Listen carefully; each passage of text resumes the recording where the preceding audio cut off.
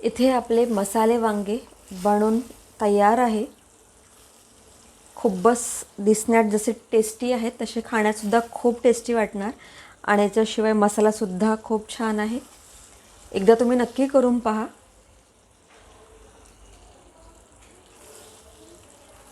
इथे मी गॅस बंद करणार।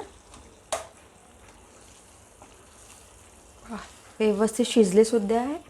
असे लहान वांगे घेतले तर एक असतं की हे लवकर शिजतात, याला जास्त वेळ लागत नाही शिजायला, म्हणून कधी पण मसाला वांगे करताना लहान साईजचेच वांगे घ्यायचे, जेणेकरून ते लवकर होतात। इथे मी असे लहान आकाराचे वांगे घेतले आहे। याला असं आपण कट लावून घेऊया, म्हणजे आतमध्ये कीड आहे की नाही हे सुद्धा दिसतं। हे पहा, आणि खालून असा थोडासा भाग मी कट करणार। थोडासा भाग कट करून हे मी सगळं असं एका पाण्यात टाकते। 1 चमचा इथे पाण्यात मीठ टाकते आणि त्यानंतर हे सगळे वांगे कापून या पाण्यामध्ये आपण भिजू ठेवूया थोडा वेळ।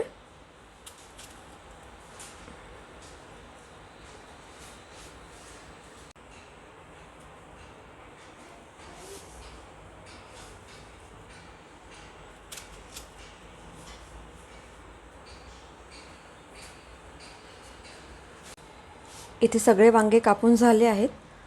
आता याला आपण बाजूला ठेवूया आणि ते एक मिक्सरचं भांडं घेतलं आहे मी, त्यात इथे थोडे भाजलेले शेंगदाणे, थोडंसं भाजलेलं खोबरं, अर्धा चमचा इथे हळद टाकली आहे, 1 चमचा लाल मिरची पावडर, अर्धा चमचा जिरे पावडर आणि 1 चमचा टाकला आहे धनिया पावडर आणि अर्धा चमचा मीठ। या सगळ्यांना आपण ग्राइंड करून घेऊया। मसाला झाला आहे व्यवस्थित। आता आपण वांग्यांना घेऊ आणि एक एक वांगे असं हाताने थोडंसं यातलं पाणी काढून घे पूर्ण, आणि हा जो मसाला आहे हा यात मी भरणार।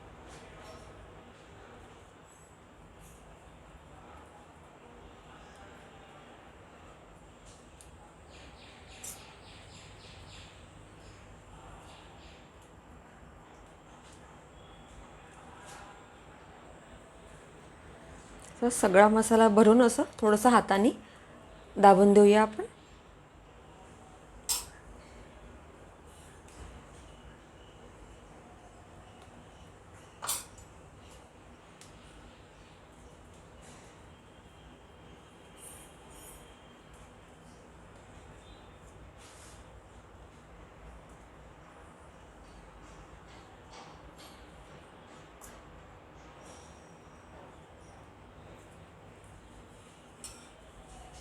इथे सगळ्या वांग्याला आपण मसाला लावून घेतलेला आहे।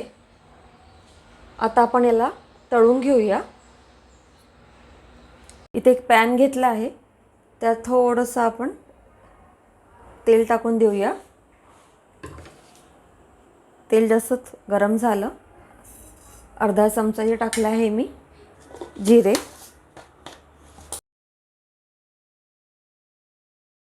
इथे आता आपण वांगे टाकून देऊया सगळे।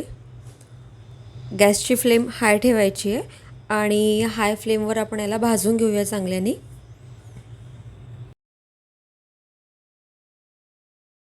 इथे पॅनवर झाकण ठेवून साधारण 5 ते 6 मिनिटं मी याला होऊ देणार स्लो गॅसवर। 7 मिनिटं झाले आहे, साधारण 6-7 मिनिटं झाले आहे, याला भाजत आहे। अर्धे हे झालेले आहेत भाजून। आता आपण याला काढून घेऊया एका प्लेटमध्ये।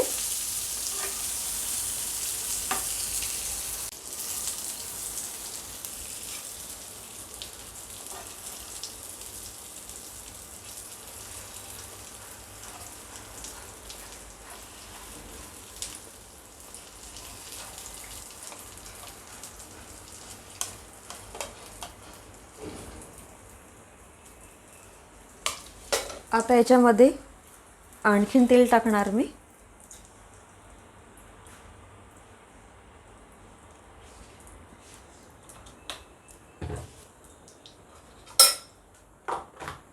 तेल जसं गरम झालं, यात मी 2 कांदे घेतले आहे, बारीक अगदी चिरून घेतले त्याला. ते टाकूया.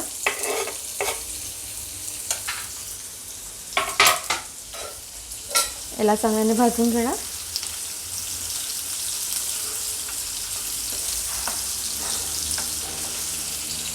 साधारण ब्राऊन होतपर्यंत आपल्याला भाजून घ्यायचं आहे.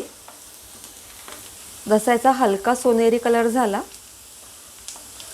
तसं थोडंसं गॅसची फ्लेम मी ते स्लो करणार. मग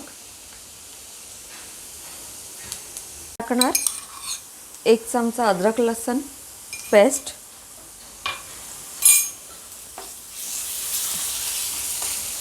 याला चांगल्याने भाजून घेऊया सगळ्यासोबत.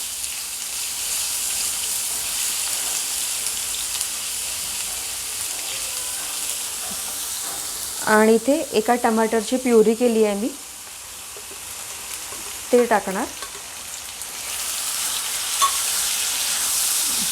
चांगलं त्याला मिक्स करून घेऊया आपण.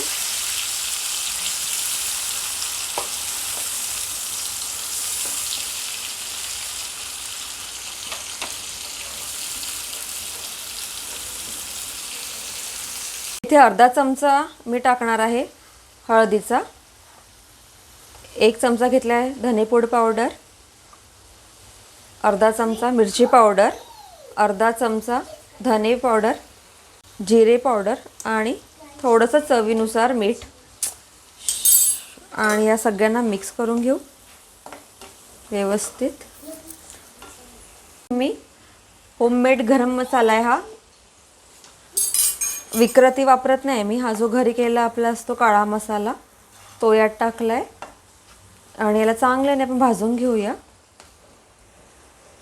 कस्तुरी मेथी टाकत आहे मी.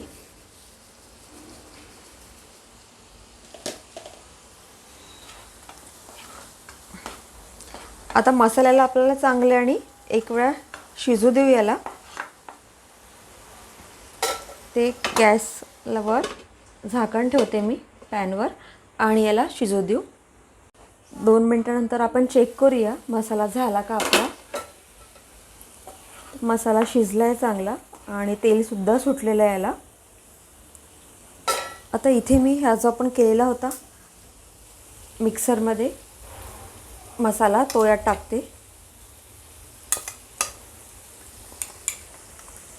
ज्यात आपण खोबरं, शेंगदाणे आणि बाकी सगळा मसाला टाकलेला, हे सुद्धा यात ॲड करते आणि याला चांगल्याने मिक्स करून घेऊ.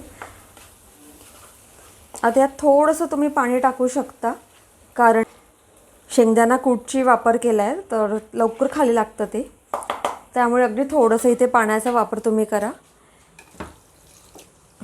याच मिक्सरच्या भांड्यात थोडंसं पाणी घेतलं आहे मी आणि यात टाकते.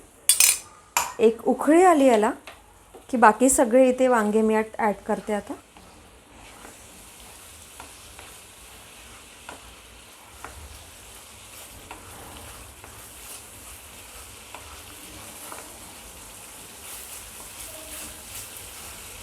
गॅसची फ्लेम थोडी स्लो करते आणि हे आपले जे वांगे आहे ते सगळे यात मी ॲड करते. आता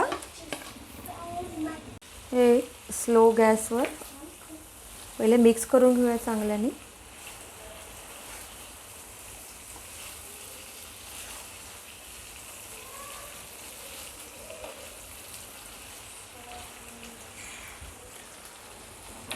आता गॅसला पूर्णतः स्लो केला आहे आणि याच्यावर झाकण ठेवू आपण. याला पूर्ण शिजू देऊ चांगल्याने.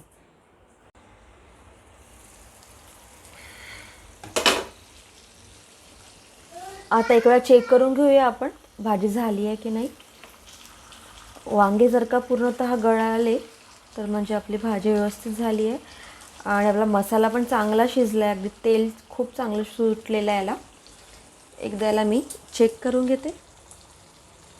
जर का तुम्हाला अशीच हवी आहे भाजी तर यात पाणी टाकायची आवश्यकता नाही, पण थोडीशी जर का ग्रेव्ही हवी असणार तर यात थोडंसं आपण पाणी टाकून देऊ. इथे मी जेणेकरून खाली पण लागलं नाही हवं.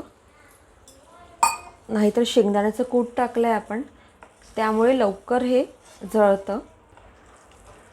अगदी 1-2 मिनटंच आपल्याला याला उकळी येऊ द्यायची आहे.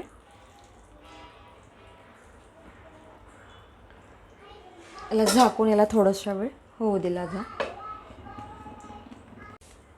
तुम्हाला जर का माझी रेसिपी आवडत असतील तर नक्की माझ्या चॅनलला सबस्क्राईब करा आणि लाईकचं बटन दाबायला विसरू नका.